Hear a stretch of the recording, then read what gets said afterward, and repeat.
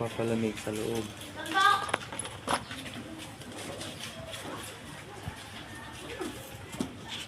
Dinali kasi Ito naman ay condenser. dinali kasi yung ay. Dinali kasi yung kon ay. Paper tube ay. Nabali. Hindi. Kinuha.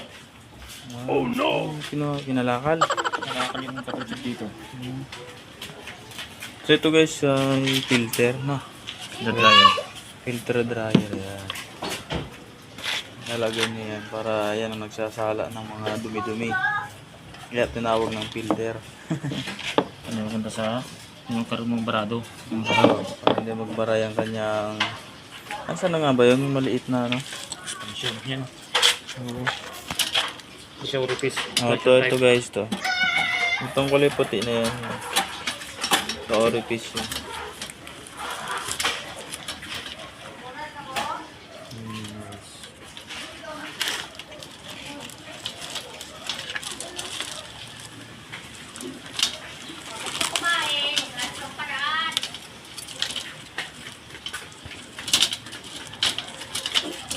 Ginagawa niya guys ay kinakating niya yung ano, yung bottle tube yan. Ang putol ba? Yung putol.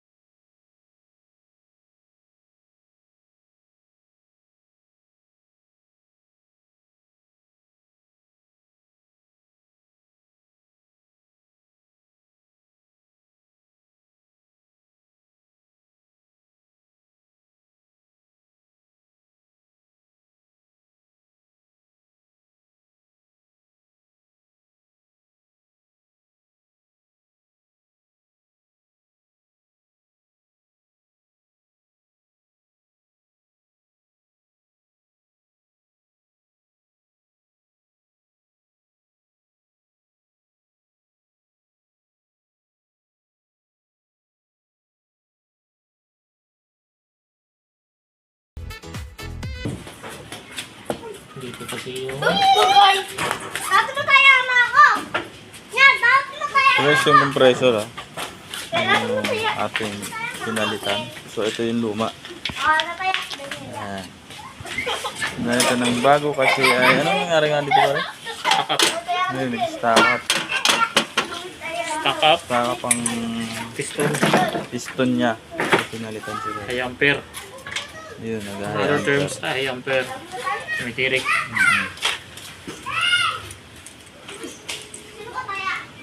Ngayon gawin natin ngayon. Mag-filter tayo ng... Ano nang ginagawa mo?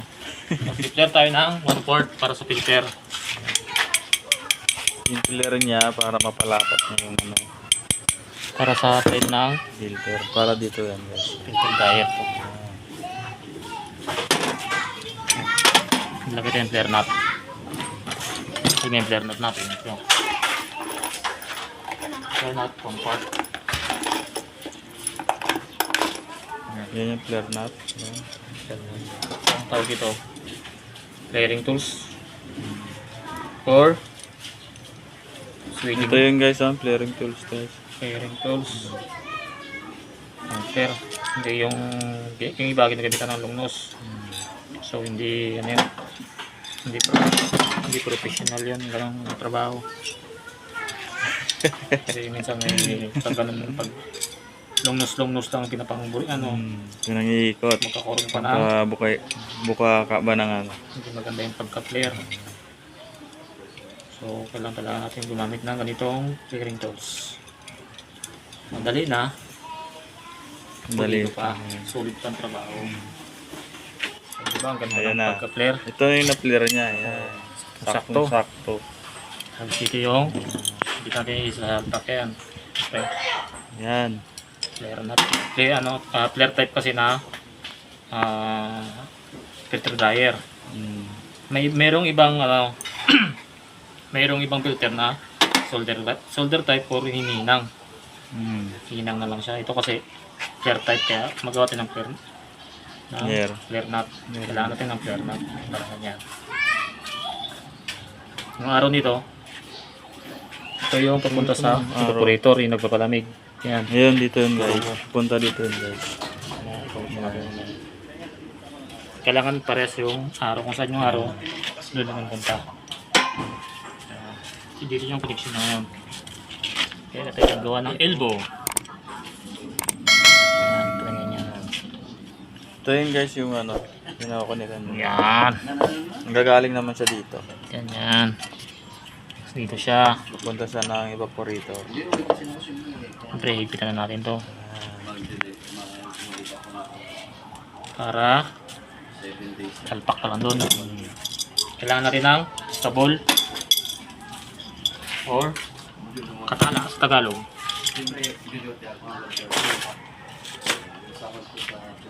Kailangan natin ng kontra. Kailangan maigpit na maigpit guys. Para may, Kailangan may kontrahan para hindi siya kailangan hindi siya maluwagan. maigpit na maigpit para hindi magkaroon ng leak. Laki na, sobrang oversize yung katala natin. Kasi yung katala kong Napalaki. katala ko kasing isa Wala. sa Mabuting palad. lumaga sa ano, Na kanina. naiwan yata, naiwan ko.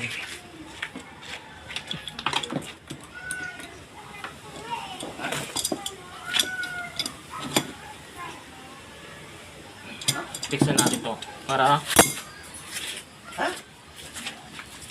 ano tayo. Ayan guys.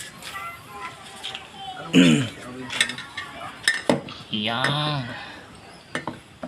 So yun guys, i-fix yung nyo araw. na yung filter kasi para pag dinabit nyo dito ay di mo natatanggalin yan pre. Okay na, fix na natin yan. Naka-fix na lang Fix na natin yan para salpak na lang doon sa unit sa unit. o iba, papuntang evaporator.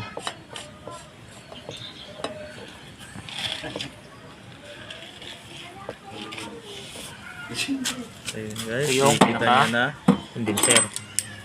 yung condenser nyo. Yan ang condenser na sinasabi ko sa inyo kanina guys. Condenser, ito yung access valve natin para sa charging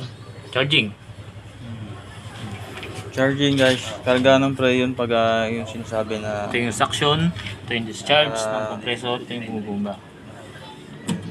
Puntang at ibubuga niya dito, Condenser tapos ito yung magkakuan ng heat. Yung condenser, pupunta yan dito sa liquid receiver. Itong liquid receiver para yung oil hindi papunta sa evaporator. Ano, diretso pa. Yan.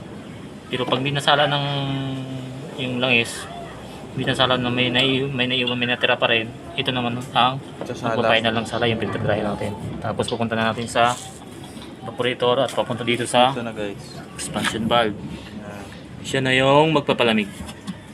Siya na yung magpapalamig sa evaporator natin. Siya na yung magbibigay ng Yan ang sinasabi ng lalamig. Dito na yan. Malamig na yun dito guys. Ang loob. Yan. Siyempre may Yan ang yung yan. Sa kayo guys, yung kinakarga nung nagpapalamig dyan guys. Ito. Ito. Yan. Ayan ang nagpapalamig niyan. Freon. Yan guys.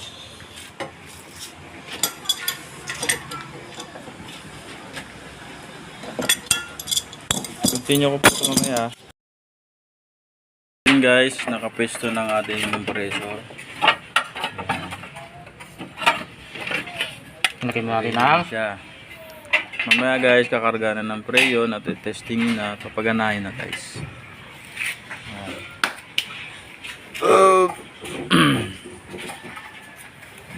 Kukunik na lang yung guys. Ay, CEO ka ba dyan na? Yan ang connection dito. Kalyado. Alright. Wala eh. Then guys, ininom namin na pinupulit na yung piping ng tubig para ma-testing at ma-pagawin ng tubig.